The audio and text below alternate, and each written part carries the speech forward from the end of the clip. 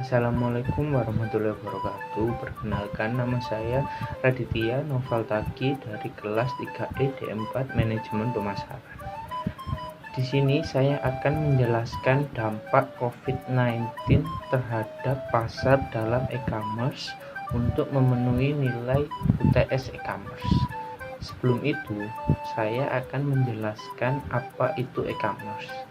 E-commerce adalah kegiatan jual beli barang atau jasa, transmisi dana atau data melalui jaringan elektronik, terutama internet.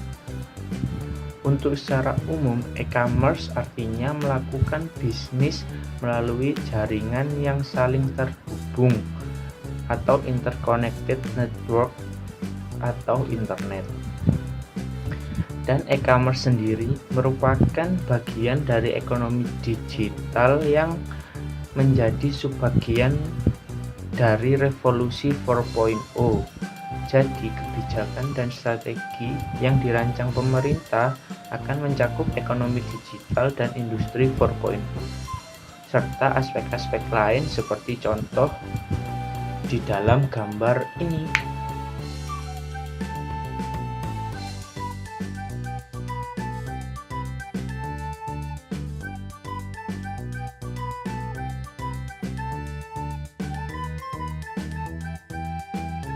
Selanjutnya, untuk COVID-19, saya akan menjelaskan garis besarnya saja, yaitu virus baru yang bernama virus corona atau Severe Acute Respiratory Syndrome Coronavirus 2 atau SARS-CoV-2 adalah virus yang menyerang sistem pernafasan.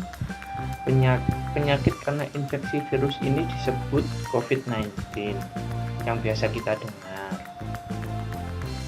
Nah, virus corona ini itu bisa menyebabkan gangguan pada sistem pernafasan, pneumonia akut, sampai kematian.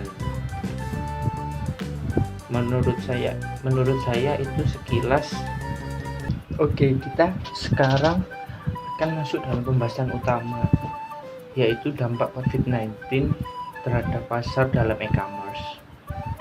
Virus corona atau COVID-19 menyebabkan dampak yang signifikan terhadap perekonomian di negara-negara yang terdampak virus tersebut, termasuk Indonesia. Pada tahun 2020, proyeksi perekonomian Indonesia berpotensi akan terkoreksi. Untuk situasi saat ini terkait penyebaran wabah COVID-19 seperti sekarang, beberapa negara termasuk Indonesia mulai memberlakukan langkah-langkah antisipatif guna meminimalkan penyebaran virus tersebut. Untuk beberapa langkah antisipatif yang bertujuan menekan tersebarnya COVID-19 ini diantaranya adalah pembatasan fisik atau physical distancing dan bekerja dari rumah atau work from home bagi sebagian masyarakat Indonesia. Dan langkah-langkah preventif yang telah dihimbau oleh pemerintah pusat dan pemerintah daerah untuk mengantisipasi semakin meluasnya penyebaran COVID-19 guna memutus mata rantai penularan virus ini memiliki beberapa implikasi pada sebagian sektor, khususnya pada sektor logistik dan sektor retail yang berimbas pada menipisnya bahan baku. Pemberlakuan pembatasan pergerakan baik itu manusia, barang maupun uang telah mempercepat penggunaan teknologi dan alat digital lainnya yang sudah dan belum digunakan oleh seluruh masyarakat dunia, dan jutaan orang di Indonesia dipaksa untuk bekerja dan beraktivitas dari rumah. Maka solusi dari hal tersebut adalah digital dan teknologi. Pembatasan pergerakan manusia secara otomatis membuat kita akan lebih aktif mencari solusi yang memungkinkan teknologi untuk membantu tugas kita sehari-hari, seperti berbelanja atau bekerja jarak jauh dari rumah. Untuk berbelanja, misalnya belanja bahan makanan atau obat-obatan secara online pertama kali untuk sebagian masyarakat.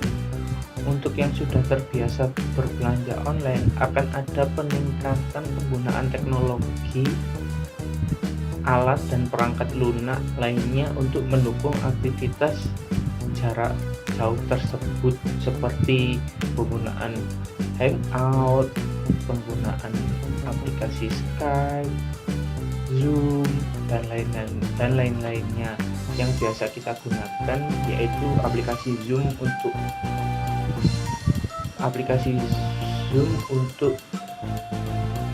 bekerja jarak jauh dan menyelesaikan tugas lainnya. Pada awalnya, masyarakat menggunakan teknologi e-commerce ini untuk membeli produk tersier seperti produk fashion, elektronik, perjalanan, atau tiket liburan dan hiburan lainnya. Kemudian diikuti oleh kategori kecantikan dan perawatan pribadi. Namun,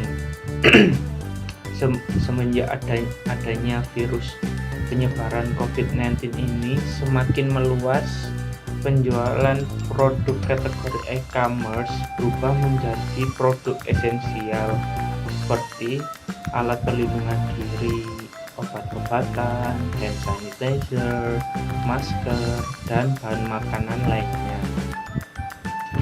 Selanjutnya, dari segi pebisnis. Untuk selanjutnya saya akan jelaskan ini untuk dari segi pebisnis. Yang untuk penjelasan tadi itu saya menjelaskan dari segi konsumen. Untuk dari segi pebisnis ini, menurut saya tantangan yang menjadi perhatian utama karena lonjakan eksponensial dalam beberapa kategori produk tersebut mengakibatkan strategi perencanaan serta eksekusi supply chain atau rantai pasokan semakin tertantang, bagaikan mengelola logistik disaster management.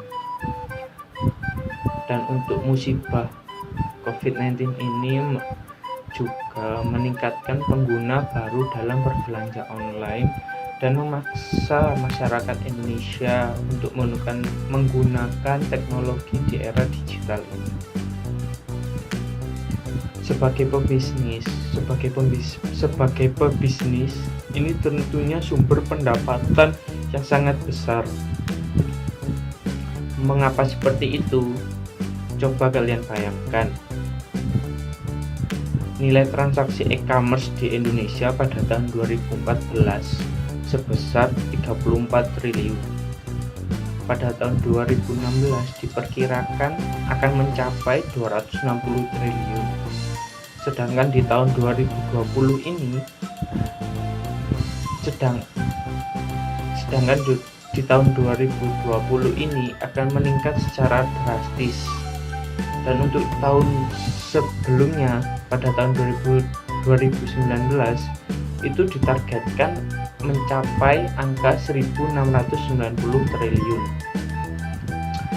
dan akan terus meningkat pada tahun-tahun setelahnya karena adanya wabah ini. Dan untuk lebih memperlancar arus pendapatan tersebut, tidak lupa aspek pendukungnya seperti meningkatkan kemampuan sumber daya manusia tentang pengetahuan e-commerce di masa yang akan datang, keamanan cyber, lalu serta peraturan-peraturan yang telah dibuat pemerintah harus ditaati agar semua berjalan dengan lancar sesuai keinginan kita. Tentunya pada masa yang akan datang berpotensi menjadikan industri